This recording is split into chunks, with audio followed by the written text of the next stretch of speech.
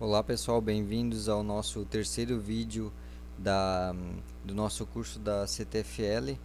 Nesse capítulo, a gente vai estar vendo aqui os princípios gerais do teste. Esse é um conteúdo mais simples, do sílabus ele é considerado aqui, pelo menos na minha opinião, eu considero ele o aprendizado dele mais fácil. A gente vai falar sobre os princípios do teste. Nesses princípios temos sete princípios. Eu vou estar dando uma passada em cada um deles, explicando é, o significado de cada um. E depois no finalzinho eu quero dar umas dicas ali de como estudar esse capítulo. Bom, vamos começar aqui pelo primeiro princípio, que ele diz o seguinte: Princípio 1. Teste demonstra a presença de defeitos. O teste ele pode demonstrar a presença de defeito, mas não pode provar que eles não existem. O teste reduz a probabilidade que os defeitos permanecem em um software, mas mesmo se nenhum defeito for encontrado, não prova que ele esteja perfeito. Ou seja, o teste ele vai mostrar a presença de defeitos, mas não quer dizer que o sistema esteja perfeito. Esse é o princípio 1. Não tem muito mistério sobre esse princípio, o teste mostra a presença de defeitos. Ele já é um princípio que todo testador assim já tem noção, né? Sempre quando a gente realiza o teste de um software, embora a gente não encontre mais defeito, a gente sempre fica desconfiado que pode ter mais algum bug no software. O princípio 2 ele diz que o teste exaustivo é impossível, ou seja, testar todas as combinações possíveis, todas as entradas de dados é, é impossível. Então, esse princípio ele sempre nos deixa claro que em vez de testar tudo, tentar testar tudo, o que a gente vai fazer? A gente vai é, elaborar os nossos testes, vai priorizar eles de acordo com alguns objetivos. Pode ser por riscos, prioridades e etc. Ou talvez isso daqui entre em confronto também com o agrupamento de defeitos. Às vezes a gente foca o nosso teste em rotinas que são mais problemáticas. Então, o teste exaustivo é impossível. A gente tem que elaborar uma estratégia para tentar encontrar o maior número de bugs possíveis ou os mais críticos, né? Dependendo da estratégia que a gente utilizar. No princípio 3, ele fala sobre o teste antecipado. Isso aqui diz o seguinte: o teste ele deve começar quanto antes melhor. Por quê? O teste em si ele não é só a execução do teste no sistema, ele pode ser desde um planejamento bem elaborado até o teste estático, que seria o teste do requisito. No caso, o teste da documentação, o teste das regras de negócio. É, então, o teste ele em si tem várias tarefas que a gente consegue antecipar antes mesmo da própria execução do teste. É isso que esse princípio fala. A atividade de teste deve começar o mais breve possível no ciclo de desenvolvimento do software ou sistema e deve ser focado em objetivos definidos. Então, é isso. No princípio 4, a gente fala sobre agrupamento de defeitos. Aqui o texto diz o seguinte: um número pequeno de módulos contém a maioria dos defeitos descobertos durante o teste, antes de sua entrega, ou exibe a maioria das falhas operacionais. Aqui é o seguinte: normalmente a gente sempre tem uma parte do software que a gente vai encontrar mais bugs. Existem algumas documentações que eles falam, alguns artigos que eles citam mais ou menos o seguinte: é, que 80% dos bugs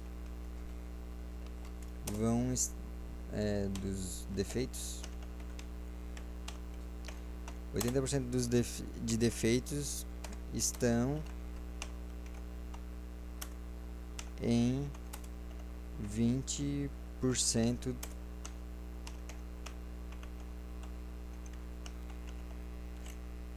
das funcionalidades.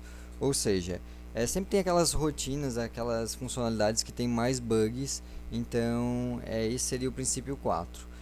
Quem já trabalha com teste de software pode tentar elaborar uma métrica e a gente vai chegar num número parecido. Você mesmo aí pode fazer experiência, você vai chegar a um número parecido com isso. Que a maioria dos bugs eles sempre vão estar agrupados em algumas rotinas dos sistemas. Ou seja, a gente sempre pode focar o teste nessas rotinas que são mais problemáticas, enquanto a gente, em paralelo, a gente executa o teste nas demais rotinas, mas o foco maior nessas rotinas. É isso que diz o princípio 4 de agrupamento de defeitos.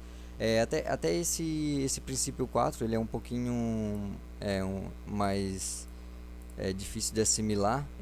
Se eu não me engano, ele caiu quando eu fiz a minha prova da CTFL, caiu sobre esse princípio aqui.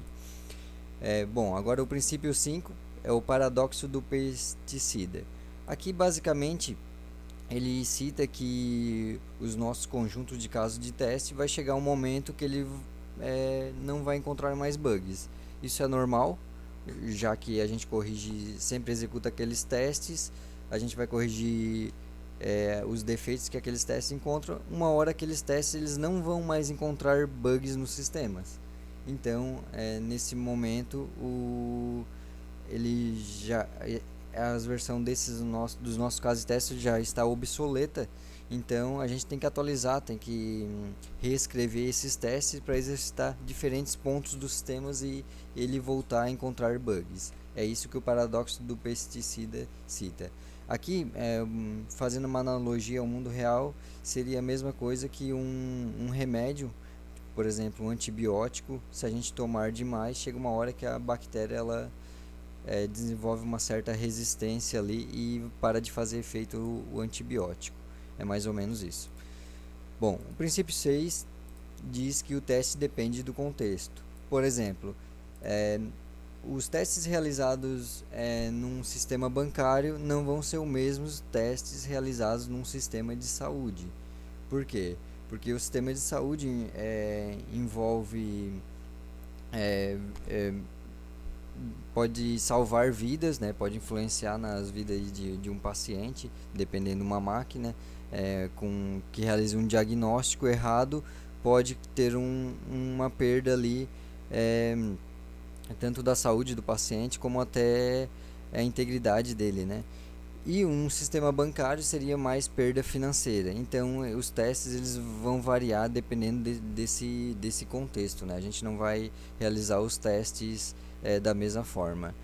Por exemplo, no sistema de saúde, a gente provavelmente vai preferir adotar a estratégia de um teste exaustivo, e num sistema financeiro a gente vai adotar a estratégia de um teste focado na área de segurança, nas rotinas mais críticas, né? Então o teste ele depende do contexto.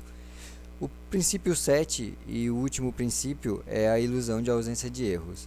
Aqui diz o seguinte, que encontrar e consertar defeitos não ajuda se o sistema construído não atende às expectativas e necessidades do usuário. Ou seja, a gente realizou o nosso teste funcional, o nosso sistema ele está com uma qualidade excelente, a gente não encontra mais bugs, o sistema está tudo funcionando certinho. No entanto, o usuário, o nosso cliente, né, que vai usar esse sistema, ele não atende às necessidades de negócio desse usuário. Então, logo, não adianta o sistema estar sem bugs, sem defeitos e não atender a necessidade dos usuários. Esse é o princípio 7, a ilusão da ausência de erros. Bom, pessoal, é isso dos princípios gerais de teste. Eu aconselho aqui, né? Agora eu vou dar umas dicas de estudo. Esses itens eles têm bandeirinha laranjada, ou seja, ele é do nível K2 para entendimento. Agora que eu passei aqui mais ou menos uma geral com exemplos, já dá para ter uma ideia e criar seus próprios exemplos dos princípios. E a princípio é isso. Para prova eu aconselho decorar os 7 princípios, saber o número de cada um. Por exemplo, se eu perguntar para vocês qual o princípio 5 de teste de software, vocês vão ter que saber que o princípio 5 é o paradoxo do pesticida. Então eu aconselho decorar a ordem dos princípios, os números deles, princípio 1 até o 7 e o nome deles. E a partir daí chegar no nível de entendimento, né, que são nesses exemplos que eu passei. Fazendo isso, com certeza vocês vão conseguir responder as perguntas relacionadas a esses princípios na CTFL, já que esses princípios eles sempre vão vir contextualizado, e a gente vai ter que saber citar qual princípio que faz parte daquele contexto, né? Que vai, normalmente eles vão passar um problema, e a gente vai ter que saber qual o princípio de teste que aquele problema pode ser aplicado ou não, né? Por exemplo, eles podem estar dizendo que uma estratégia de teste exaustivos foi realizada. De acordo com os princípios de teste, a gente sabe que isso não é verdade, né? Que teste exaustivo é impossível. Então sempre tem que ficar ligado nessas perguntinhas assim, que são mais elaboradas na prova, né? Então é isso, pessoal, espero que goste, dê um like aí no vídeo aí e até o próximo vídeo. É isso, pessoal, se inscreva no canal, dê o seu joinha aí e até a próxima. Valeu!